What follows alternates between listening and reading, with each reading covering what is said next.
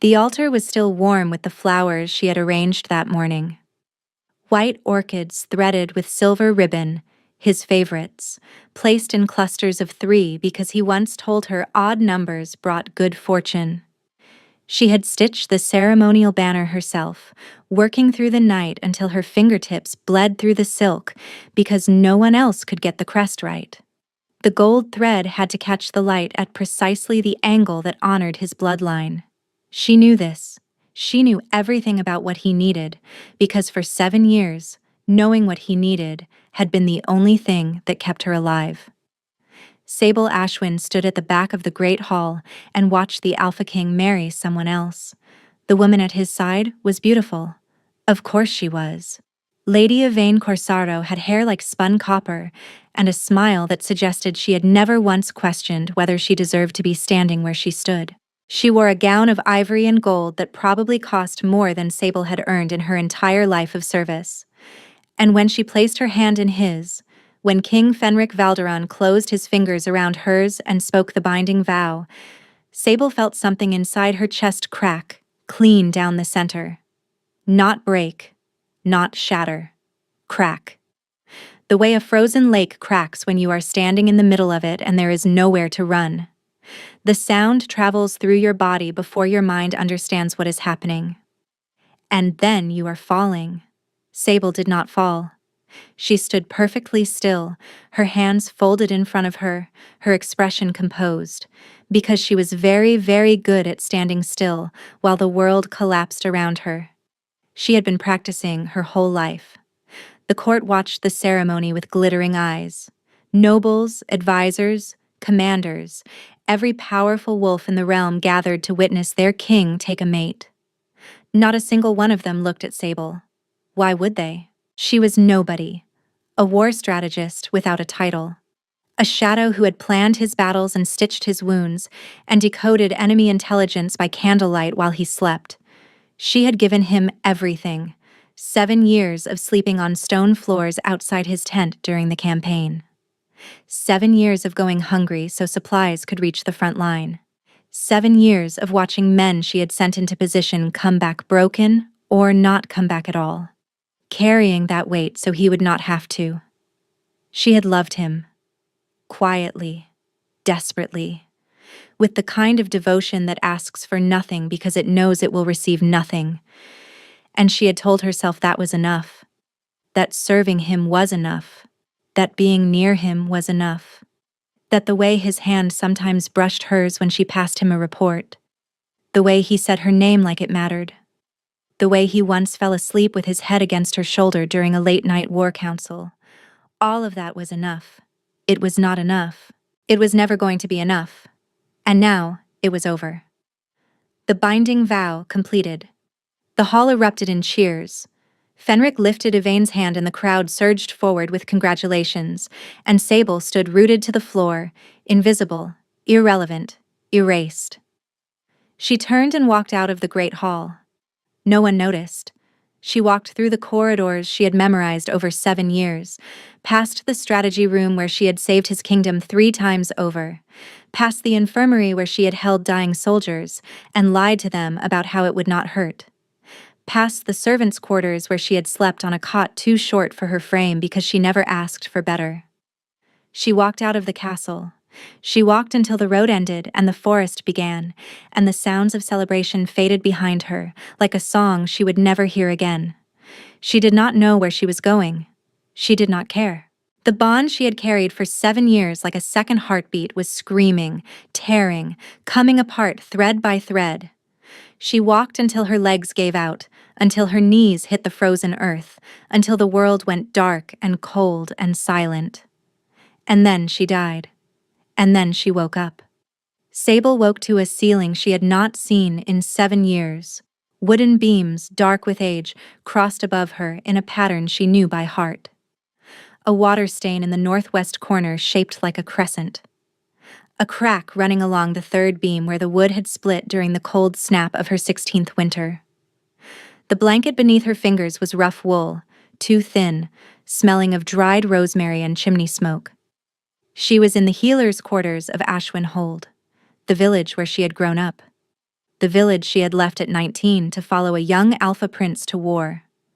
Sable sat up so fast the room tilted. Her hands flew to her face, her neck, her arms. Smooth skin. No scars. The burn on her left forearm from the siege of Gallowmere was gone. The thin white line across her collarbone where a blade had caught her during the Ashvale ambush was gone. 7 years of damage, erased. Her heart slammed against her ribs. She looked down at her hands. They were younger, softer. The calluses from years of gripping sword hilts and rolling bandages and writing battle strategies by firelight had vanished. These were the hands of a girl who had not yet learned what war tasted like. "Sable, you are going to be late." The voice came from the doorway. Sable's blood turned to ice. Mara Ashwin, the village healer, stood in the frame with a clay mug in one hand and an expression of mild exasperation on her weathered face. Mara, who had raised Sable after her mother died of fever when Sable was barely 3. Mara, who had taught her to read battlefield wounds and mix field poultices and keep her mouth shut when powerful men were talking. Mara, who had died of fever 3 years into the war, while Sable was 200 miles away and could not even hold her hand. "Mara," Sable breathed. The old woman frowned. "What is wrong with you? You look like you have seen a spirit." "What day is it?" Sable asked, her voice coming out strangled. "Recruitment day," Mara said. "Like that should be obvious. Prince Fenric's envoy arrives at noon. You have been talking about nothing else for 3 months. Up, now." She set the mug on the windowsill and disappeared down the corridor. Recruitment day. The day the young Alpha Prince called for volunteers to fight the Harrowfell Pax. The day 19-year-old Sable had walked up to the envoy, handed him a hand-drawn map of enemy territory she had been compiling since she was 15, and told him she could win the prince's war if he gave her a seat at the strategy table. The envoy had laughed, but he had taken the map, and 3 days later she had been summoned to the capital. That was 7 years ago. Or 7 years from now, depending on how reality worked in whatever was happening to her. Sable pressed her palms against her eyes and tried to breathe.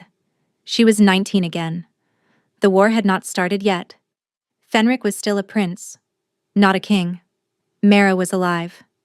And every sacrifice Sable had made, every scar she had earned, every sleepless night and silent heartbreak and unacknowledged act of devotion, none of it had happened yet. None of it had to happen again. The thought hit her like a fist to the sternum. She could do it all over. Follow the same path, make the same choices, give everything to the same man, and hope that this time he would see her. This time, he would choose her. This time the ending would be different. Or she could walk away. The word bloomed in her chest like the first breath after drowning. Away. Not toward the capital. Not toward the war. Not toward him. Just away. Into a life that belonged to her. A life where she was not a shadow behind a throne, not a weapon dressed up as devotion, not a woman who poured herself empty for a man who never once thought to fill her back up. Sable pulled her hands from her face and stared at the ceiling she had not seen in 7 years, the crescent-shaped water stain, the cracked beam. The thin morning light cutting through the window like a blade. She had died on a frozen road with his name still lodged in her throat, like something she could not swallow and could not spit out. Not again. Never again. The envoy arrived at noon. Sable watched from the window of the healer's quarters as 12 riders in the prince's colors trotted into the village square. Their armor gleamed. Their horses were fat and well-kept. The Liad rider dismounted and began his speech about honor and duty and the glory of serving the crown. Sable turned away from the window. "You are not going down?" Mara asked from behind her, surprise clear in her voice. "No," Sable said. The word felt like pulling a tooth. Necessary and painful, and leaving a gap that would take time to fill. "I am not going." Mara studied her for a long moment. Whatever she saw in Sable's face made her set down the herbs she had been sorting and cross the room. She placed a hand on Sable's cheek, rough and warm and achingly familiar. Good, Mara said quietly. I always thought you were too clever to die for a prince who would not remember your name. Sable's eyes burned. She pressed her face into Mayara's palm, and for the first time in 7 years, she let herself be held. But even as the envoy rode out of the village that afternoon, even as the dust settled and the square emptied, and Sable told herself she had made the right choice, she felt it. The pull. Faint, but unmistakable. A thread in her chest tugging south toward the capital, toward him. Like her body remembered a bond that had never been completed, a bond that had been forming for 7 years without either of them acknowledging it. And now it was reaching for him across time itself. 3 months passed. Sable threw herself into the work of staying. She studied under Mara with a ferocity that startled the old healer. Everything Sable had learned on battlefields about treating wounds under pressure, about reading a body's distress signals, about the delicate chemistry of herbal remedies, she already knew. But she had learned it all in service of war. Now she relearned it in service of healing. She reorganized the village apothecary, cataloged every medicinal plant within a day's ride, and treated the village children's scrapes and the elders' aching joints with a quiet competence that made people start coming to her instead of riding to the nearest township. And she tried, desperately, to ignore the pull. It was constant now, a low hum in her chest like a second heartbeat slightly out of rhythm with her own. Some days it was barely noticeable, a background vibration she could drown out with work. Other days it pulled so hard she would stop mid-sentence, her hand pressed flat against her sternum, her breath catching. Mara noticed. Of course she did. You carry something heavy, child, she said one evening as they sorted dried foxglove by lamplight. Something that is not illness and is not grief, but sits in the same place. I am fine, Sable lied. You lie like your mother did, Mara replied, badly, and with great conviction. Sable smiled despite herself. She had never known her mother. Mara's stories were the only bridge to a woman who had died when Sable was 3. Every detail was a gift she did not know how to repay. Tell me about her again, Sable said, deflecting. About when she arrived in the village. Mara shook her head but obliged. She came out of the northern forests in the dead of winter, half frozen, alone, carrying you in a sling against her chest. No pack markings, no mate scent, no name she would give us. She said only that she needed somewhere safe for you to grow. Mara paused. She had the strangest eyes, silver, like yours. I had never seen that color before and have not seen it since. Sable touched her own face reflexively. In her first life, she had never thought much about her origins. She had been too busy surviving, too busy being useful, too busy pouring herself into someone else's purpose to wonder about her own. But now, with time stretching out in front of her instead of collapsing behind her, the questions surfaced like stones rising in still water. Who was her mother?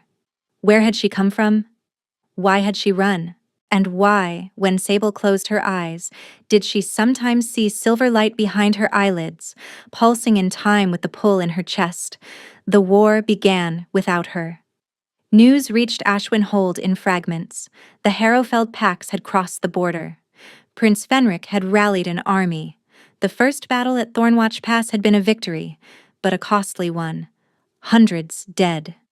The enemy regrouping. Sable listened to the reports and felt nothing. Or told herself she felt nothing. In her first life, she had been at Thornwatch Pass. She had designed the flanking strategy that won that battle. She had pulled 2 wounded soldiers from the mud with her own hands and bandaged a critical wound while arrows fell around her like rain. Now she sat in a warm kitchen and sorted dried chamomile and pretended her hands were not shaking. She could save them. The thought was poison. She could ride south, present herself at the war camp, offer her knowledge. She knew every battle that was coming. She knew which strategies would fail and which commanders would betray the prince, and exactly when and where the enemy would strike next. She could save hundreds of lives, thousands, but she also knew what that path cost. She had paid it once in full. every bone in her body, every scar she no longer carried. Every night she had spent lying awake on cold ground, wondering if tomorrow would be the day she finally mattered to him. She was not going back. The second major battle at Greymoor Ford reached them a month later, a devastating loss. The prince's forces had been outflanked, 300 dead.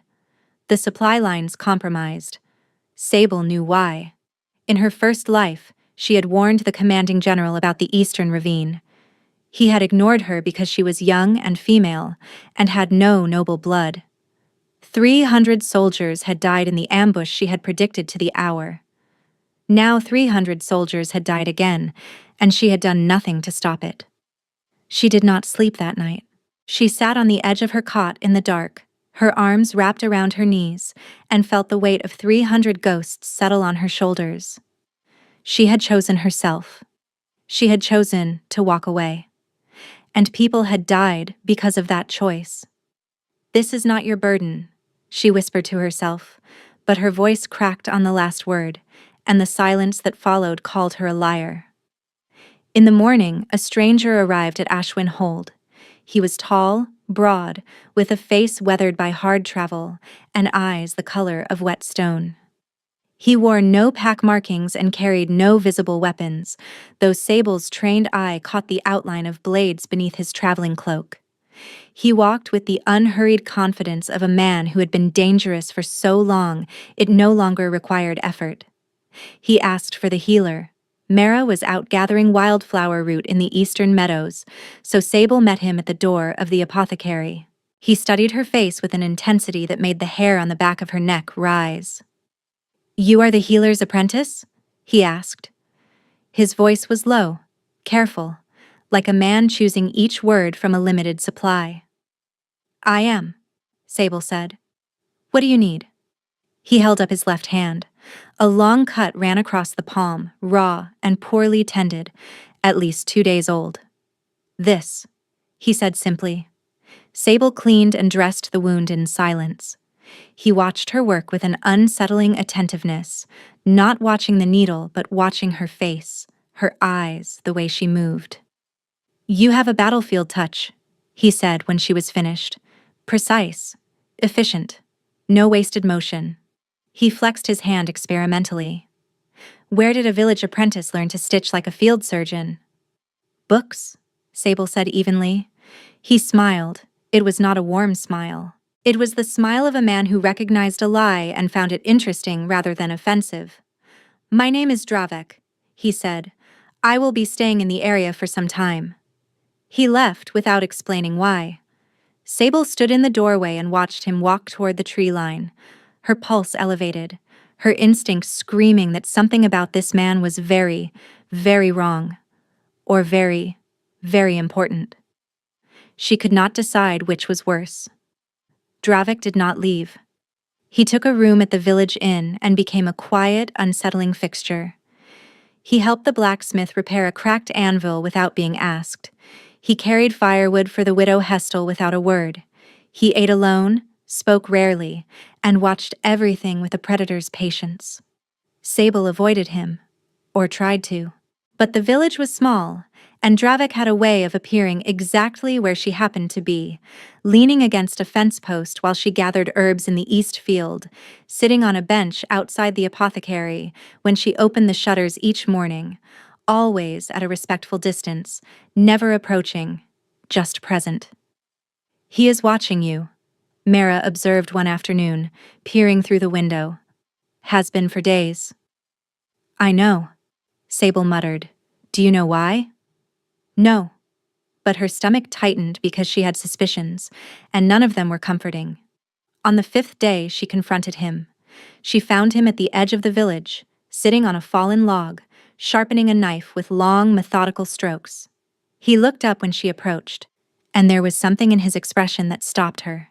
Not hostility, recognition. "Who sent you?" Sable demanded. "No one." "You are lying."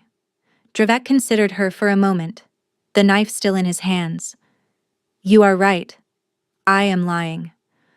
But the truth is more complicated than you are ready to hear." Sable crossed her arms. Try me. He studied her face with that unnerving intensity. Your mother's name was Ilvrine, he said. The world tilted. Sable felt the ground shift beneath her feet like the earth itself had flinched. No one knew her mother's name. No one. Mara had never known it. Her mother had refused to give it. Sable had lived 26 years, or 19 years, depending on which life she was counting, without ever hearing her mother's name spoken aloud. How do you know that? She whispered. Because I knew her, Dravek said. Because I have been looking for you for a very long time. And because what you are, Sable Ashwin, is something far more rare and far more dangerous than a village healer's apprentice. Sable's mouth went dry. What I am? Dravek stood, sheathing the knife in one fluid motion. Your mother was a Veilwalker.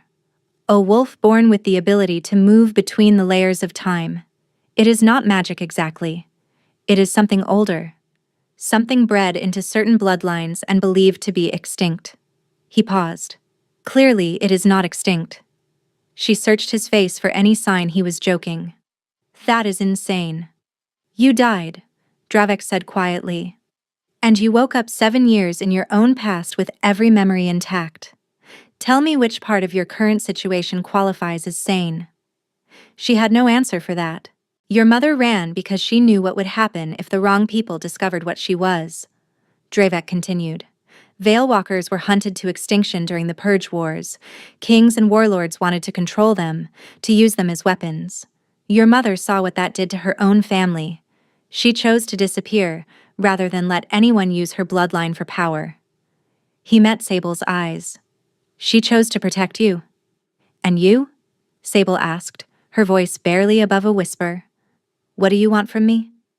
I was your mother's guardian, Dravek said, sworn to protect her and, after her death, to protect you. I failed at the first. I do not intend to fail at the second. Protect me from what? Dravek's jaw tightened. From the war that is coming. From the people who will try to use you when they learn what you can do. And from the Alpha King, who is already searching for something he does not yet understand he has lost. Sable felt the breath leave her body. What do you mean? He is searching? Dravek looked at her with something close to pity. The bond you share with him did not break when you died. It did not reset when you came back. It carried over, and he can feel it. He does not know what it is yet, but he will. He paused. And when he does, he will come for you. Not because he loves you. Because a king who feels a bond he cannot explain will not rest until he controls its source. The pull flared through her, sudden and sharp, like it had heard its own name spoken. She pressed her hand against her sternum and felt it thrumming there, that impossible thread reaching south toward a man who had broken her once and would break her again if she let him. Then I will make sure he does not find me, Sable said. Dravek shook his head slowly. You do not understand. He is already looking. His scouts have been dispatched to every village in the Northern Territories. He does not know what he is searching for, but the pull will guide him.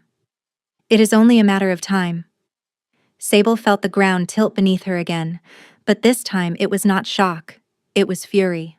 White hot and clarifying and so pure it burned away everything else. She had died for this man.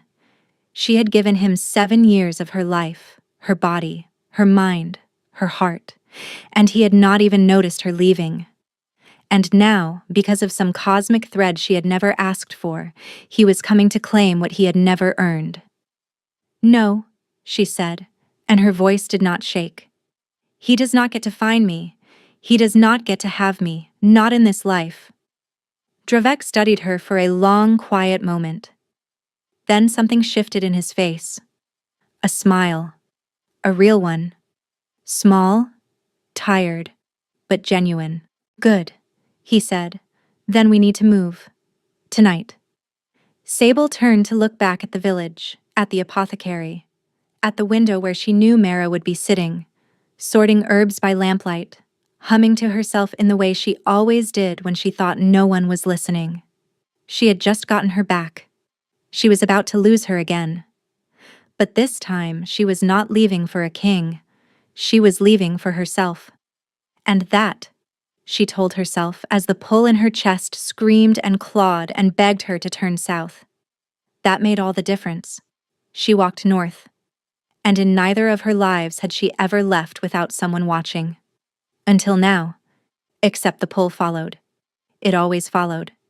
They traveled north for 11 days through forests so dense the canopy swallowed the sky. Dravek moved through the wilderness with the ease of a man who had spent more of his life between trees than between walls. He did not speak much. He checked their trail twice every hour, doubling back to sweep their tracks, scattering crushed pine needles and bitter winterwort behind them to mask their scent. Sable watched him work and recognized the habits of a man who had been hunted before. "Where are we going?" she asked on the third morning, her breath misting in the cold air. "Somewhere the king's scouts cannot reach," Dravek replied without looking up from the fire he was smothering with dirt. "The Thornvale. An old settlement in the high valleys. Hidden. Defensible. Forgotten by every map drawn in the last 2 centuries." Forgotten by maps? Or removed from them? Dravek glanced at her. "You ask the right questions," he said, and it sounded like something between approval and sadness. On the 7th day, the pull in her chest changed. It had been a constant companion, a low, insistent ache pointing south like a compass needle that refused to settle. But on the 7th morning, Sable woke gasping, her hand pressed flat against her sternum because the pull had sharpened, focused, intensified into something that felt less like longing and more like a rope being yanked taut. "He is closer," she said, sitting up in her bedroll, sweat cooling on her skin despite the mountain cold. Dravek was already awake, crouched by the dead fire, his head tilted like he was listening to something she could not hear. "I know," he said quietly. "His scouts crossed the Ashburn River yesterday. They are moving faster than I expected." "How do you know that?" "Because I can hear them." He tapped his temple. "Your mother's gift was walking between layers of time. Mine is less dramatic. I hear what the forest hears. Every footfall within 30 miles reaches me eventually." Sable stared at him. "You are a shifter." "I was many things," Dravek said, standing and shouldering his pack. "Now I am the man keeping you alive. Move." They climbed higher. The trees thinned. The air grew sharp with altitude and the taste of coming snow. Sable's legs burned, but she did not complain. She had marched through worse terrain in her first life, carrying twice the weight and half the food. Her body was younger now, softer, untempered by war. But the memory of endurance lived in her mind like muscle memory of the soul. On the 11th day, the forest opened and Sable stopped breathing. The Thornvale sat in a hanging valley between 2 granite peaks, hidden from below by a natural overhang of rock that curved like a cupped hand over the settlement. Waterfalls threaded down the cliff faces on either side, feeding a river that cut through the center of the valley in a bright, cold ribbon. Stone buildings lined the riverbanks, old but intact, their walls thick with moss and creeping ivy. Gardens had gone wild between the structures, tangles of herbs and medicinal plants that Sable recognized immediately: valerian, moon petal, blood moss, ghost willow. Plants she had only read about in Mara's oldest texts, growing untended and abundant. "This was a healer's settlement," she breathed. "It was a Veilwalker settlement," Dravek corrected.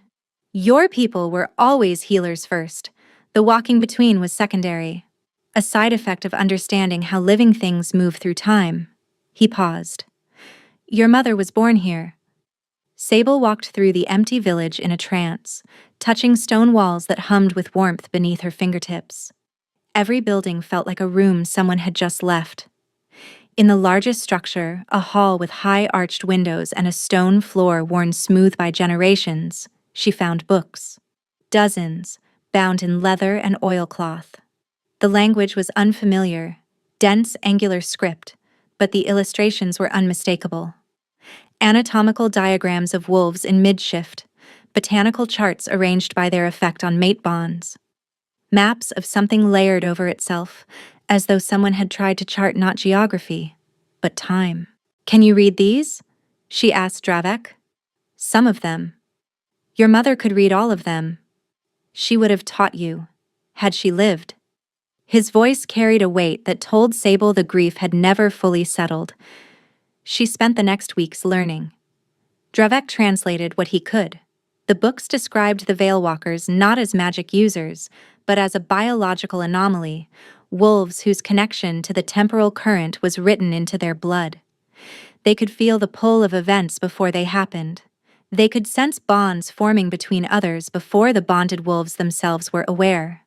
And in rare cases, in moments of extreme trauma or death, they could slip backward along the current and resurface at an earlier point in their own timeline. Sable read that passage 3 times. It says the return is not a gift, she said, tracing the translated words with her finger. It says the current sends us back when we die with unfinished purpose, when there is something we were meant to do that we failed to complete. Yes, Dravek confirmed. So my dying on that road was not an accident, and my coming back was not mercy. Sable looked up at him. There is something I am supposed to do. Dravek met her gaze. There is something you are supposed to become. Before she could press him further, a sound cut through the valley, a horn, deep and resonant, echoing off the granite walls like a living thing. Dravek was on his feet instantly, his body coiling with a tension she had never seen in him before. His eyes went wide, then hard. They found us, he said. Who? The scouts? Not scouts. Dravek grabbed her arm and pulled her toward the back of the hall. That horn belongs to the king's personal guard. He is here himself. Sable's heart slammed against her ribs. That is impossible. He is fighting a war 200 miles south. He cannot be here. He left his war, Dravek said, and the horror in his voice made her blood run cold.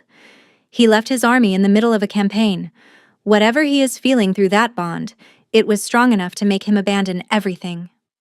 The pull erupted through her whole body, not a hum, not an ache, a roar. Every nerve in her body ignited with the awareness of him. Close, so close, closer than he had been since the morning she watched him marry someone else. He cannot have me, she gasped, pressing her fist against her sternum. He does not get to have me. Then we need to move now, Dravek said. There is a passage behind the falls. It leads through the mountain to the other side. But Sable, he caught her gaze and held it. If you go through that passage, you leave everything behind. These books, this village, your mother's history, all of it. Because if the king finds this place, he will claim it. He will strip it for anything that helps him understand the bond, and he will use what he finds to make sure you never walk away from him again. The horn sounded again, closer now. She could hear hoofbeats, voices, the organized commotion of armed men entering the valley. Sable looked at the books. Her mother's language, her people's knowledge, the answers to every question she had carried her whole life, both of them. Then she looked at the passage behind the waterfall. She ran. They emerged on the far side of the mountain at sunset, soaked and shivering, Sable's lungs burning. Dravek led her down a goat trail carved into the rock face, moving fast despite the failing light. Behind them, through hundreds of feet of granite, she could still feel him. The pull was savage now, clawing at her insides, demanding she turn around. Every step north cost her. Her vision blurred, her hands shook. She tasted copper on her tongue. How far? She managed between breaths. Far enough, Dravek said. But she caught the way his jaw tightened when he looked at her, the way his pace slowed almost imperceptibly to match hers. He was worried. They made camp in a shallow cave above the tree line. No fire. Too exposed. Dravek gave her his cloak and sat with his back against the cave mouth, listening to the mountain the way he always did, his head tilted, his eyes half closed. He will not cross the mountain tonight, Dravek said after a long silence. The passage collapsed behind us. I triggered the failsafe your mother's people built into the stone. It will take his men days to find another route. Sable pulled the cloak tighter around her shoulders. You collapsed an entire tunnel? Your mother showed me how. It was designed as a last resort. The Veilwalkers always planned for the possibility of being found. He paused. They were always being found. Sable leaned her head back against cold stone and closed her eyes. The pull was still there, monstrous and relentless, but the distance helped. Or maybe it was exhaustion. She could not tell any more where physical pain ended and the bond's punishment began. Dravek, she said quietly. The book said the bond cannot be broken. That is correct. Then what am I running toward? If I can never sever it, if he will always be able to feel me and I will always be able to feel him, what is the point of all this? Dravek was quiet for a long time. The wind picked up outside the cave, carrying the smell of pine and distant snow. The bond cannot be broken, he said finally, but it can be redirected. Reclaimed. The old texts describe a ritual the Veilwalkers used when a bond was formed with an unworthy mate. They did not destroy the connection. They took it back. They pulled the thread out of the other person and wove it into themselves. Her eyes snapped open. What does that mean? It means the bond's power, all of it, the strength, the awareness, the pull, becomes yours alone. He would feel nothing. No pull, no awareness, no claim on you. And you would carry the full force of the bond within yourself, not as a chain tying you to him, but as a source of power that belongs to you, and only you. Something flickered beneath her ribs. Not the pull. Something new. Something that felt like the first green shoot breaking through scorched earth. Your mother performed the ritual once, Dravek said softly. That is why she had no mate sent when she arrived at Ashwin Hold. She had already reclaimed her bond from a man who did not deserve it. The power she carried afterward was immense. It is what allowed her to hide you so completely for so long. Can you teach me? Sable asked. I cannot. I am not a Veilwalker. I do not have the blood for it. He met her eyes across the dark cave. But you do. And somewhere in that mind of yours, in the memory that carried over from your first life, you already know how. You just have not found it yet. Sable stared at him. You want me to remember something from a life where I did not know any of this existed? I want you to remember something from before that life, Dravek said. From your blood. From your mother. From the line of women who came before you who loved the wrong men and chose to take their power back. The wind howled.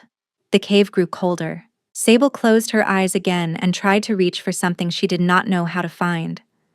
Sleep found her first. She dreamed of silver light. Not the foggy, gray, oppressive place she had feared. This was different. Warm.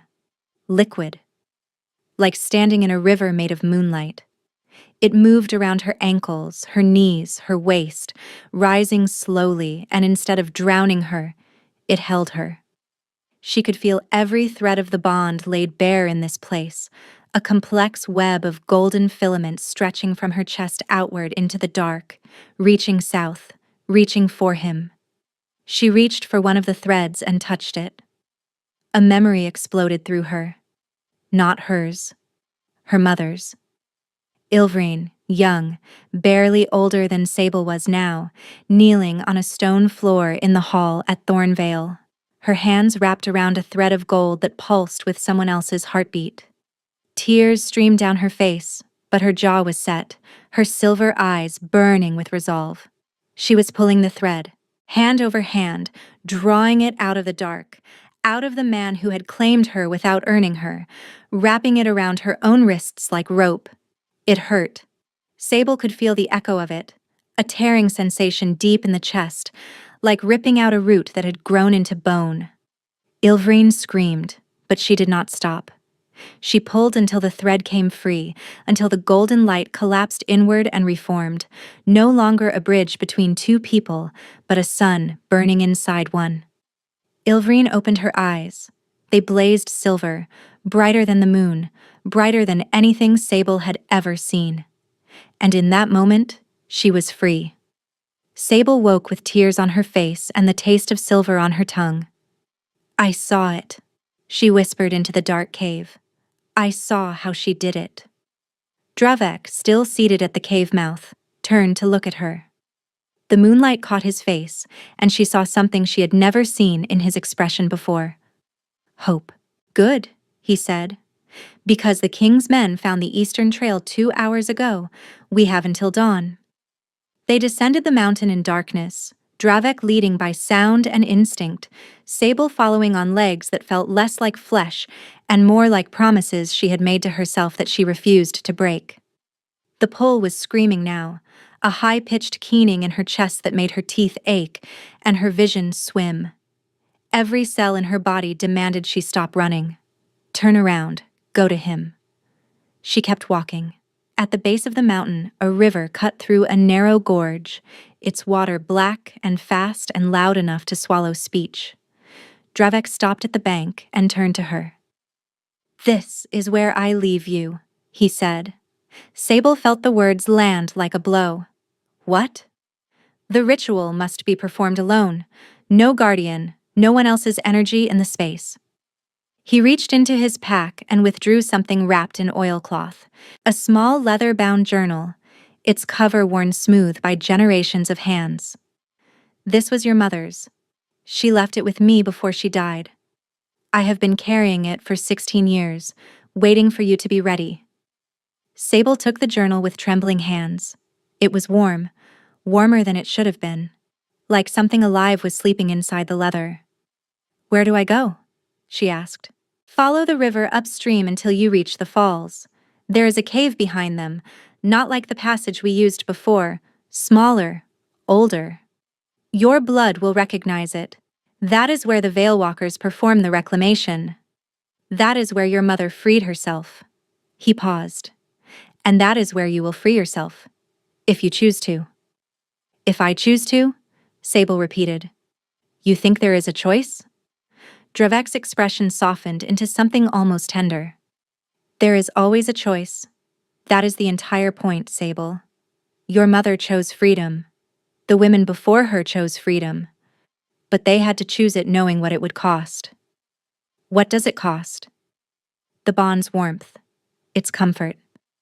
The feeling of being connected to someone at the deepest level.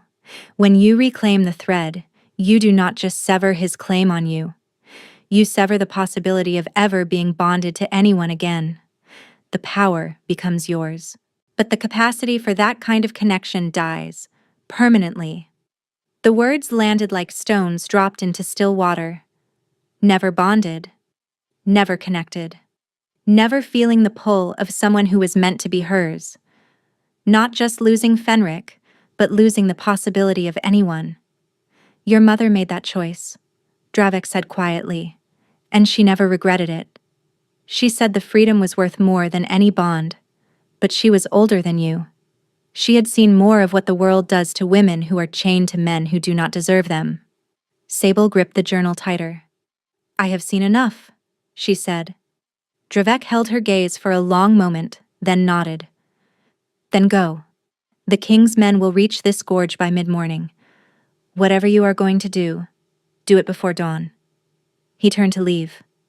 Sable caught his arm. Dravek, thank you.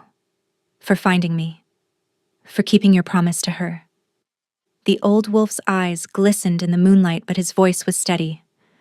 She would have been proud of you, he said. She would have been so proud. Then he was gone, melting into the tree line like he had never existed, and Sable was alone with the river and the dark and the howling thing in her chest that wanted her to surrender. She followed the river upstream.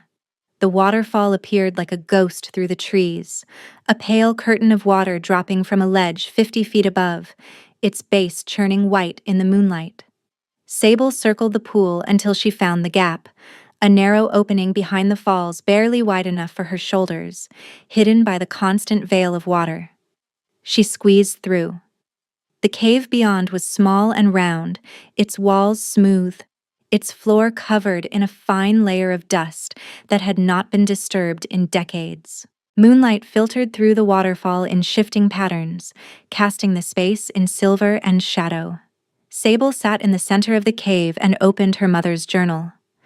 The script was the same angular language from the Thornvale books, but as her fingers touched the ink, the words rearranged themselves into meaning, as though her blood was translating what her mind could not.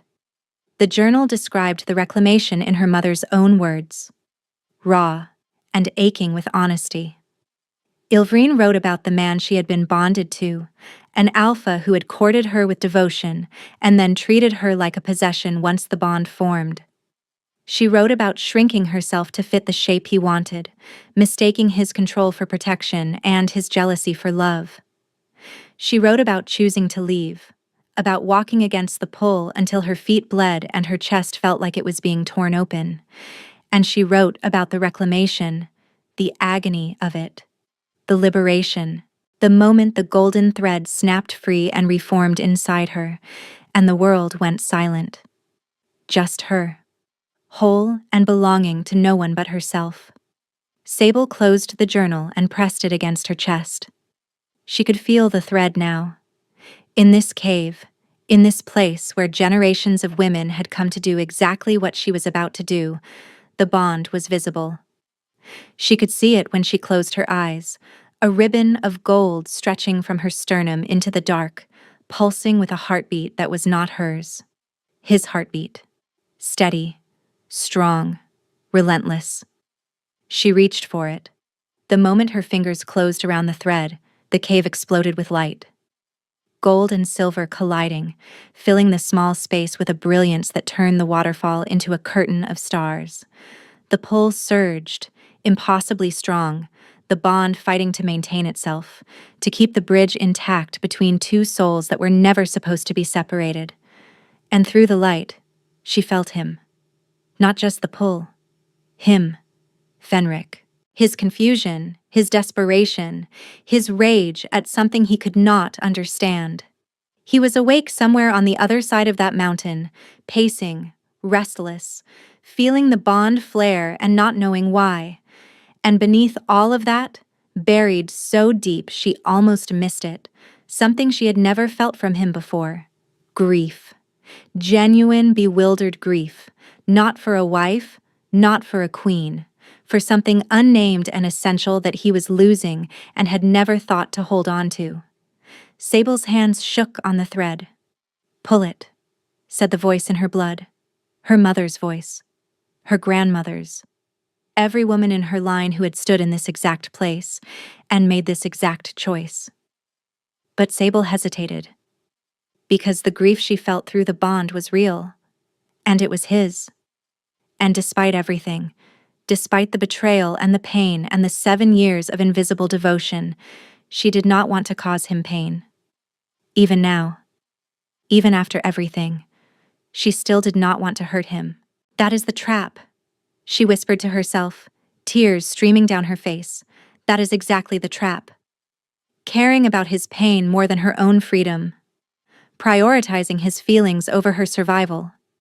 Shrinking herself to protect a man who had never once thought to protect her. Sable opened her eyes. The golden thread pulsed in her grip, warm and alive and begging her to let go. She pulled. The pain was indescribable. It ripped through her chest like a blade made of lightning, tearing along every nerve, every vein, every pathway the bond had carved through her body over 2 lifetimes. She screamed, and the cave screamed with her, the waterfall roaring, the stone walls vibrating, the silver light in her blood blazing so bright it burned through her closed eyelids. She pulled harder. The thread resisted, anchored deep inside him, wound around his heart like ivy around a pillar. The bond had been growing for years across 2 timelines, and it had sunk roots so deep that tearing them out felt like tearing out pieces of herself. But she had already died once. This was not loss. This was reclamation. Sable pulled one final time with everything she had, and the thread came free. The golden light collapsed inward like a dying star, then reformed, blazing silver, inside her. The pull vanished. The ache vanished. The constant yearning, the magnetic awareness, the invisible leash, all of it gone. In its place was something vast and quiet and entirely her own. Power humming in her veins, glowing behind her eyes, settling into her bones like she had swallowed the moon. Sable opened her eyes. The cave was dark again, the waterfall murmuring softly. She pressed her hand against her sternum and felt only her own heartbeat. Steady, strong, alone. And for the first time in 2 lifetimes, she was not afraid. Outside the cave, dawn was breaking. Sable stepped through the waterfall into pale golden light, soaked and trembling and completely, irrevocably free. Behind her, somewhere on the other side of the mountain, a king she had once loved woke with a gasp, clutching his chest, feeling the place where the bond had been and finding nothing but silence. He screamed her name, but the mountain swallowed it, and she did not hear. 6 months passed. Sable built a life.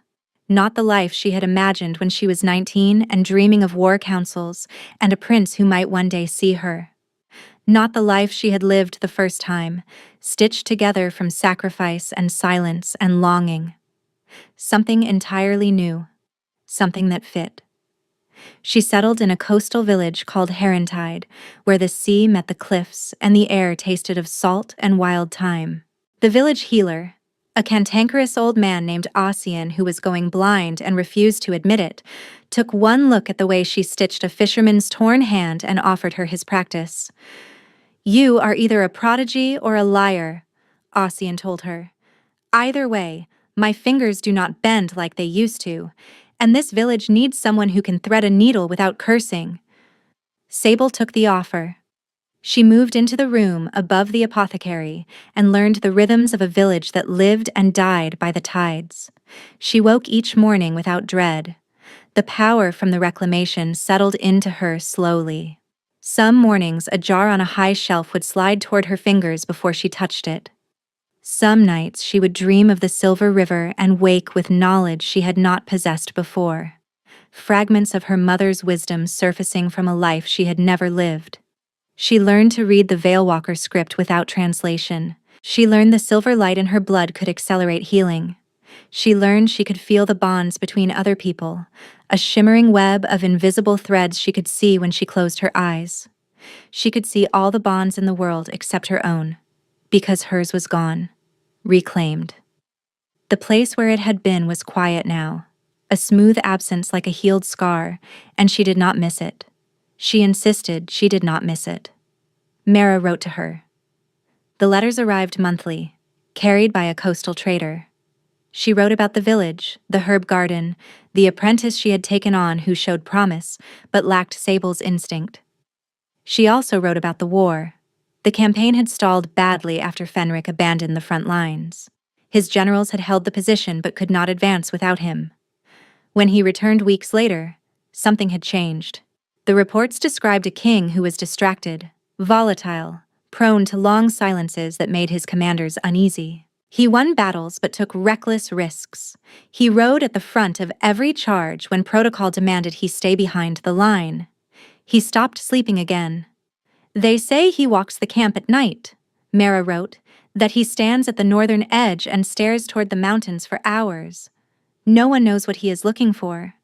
But the soldiers have started whispering that the king is cursed."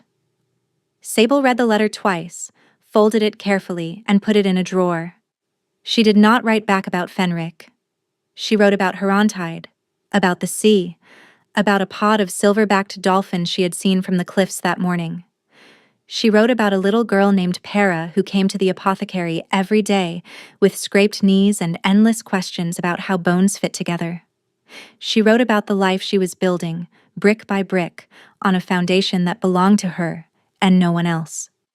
She did not write about the dreams, because the dreams had started 3 weeks after the reclamation, and they were getting worse.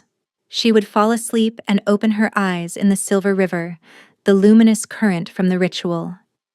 In its depths, she could see flashes of futures that had not happened yet, branching like roots, splitting and converging. In most of them, she saw fire, not hearths or candles, war.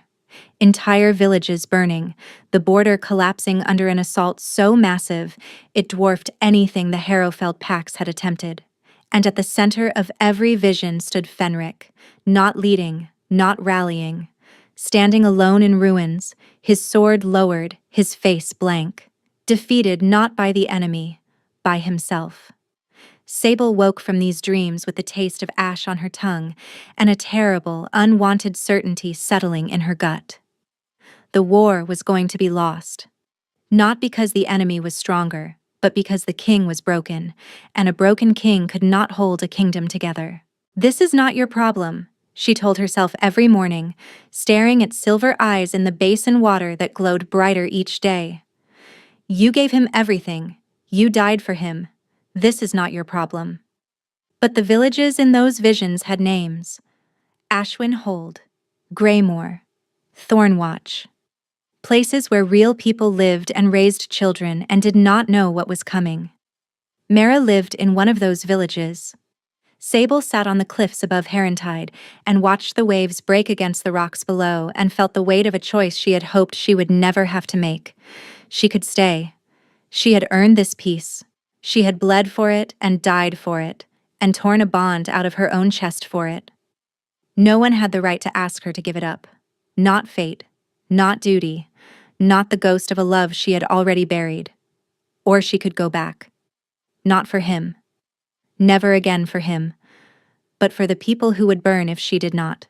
Para appeared at her elbow, gap-toothed and sun-browned, holding a jar of sea glass she had collected from the tide pools.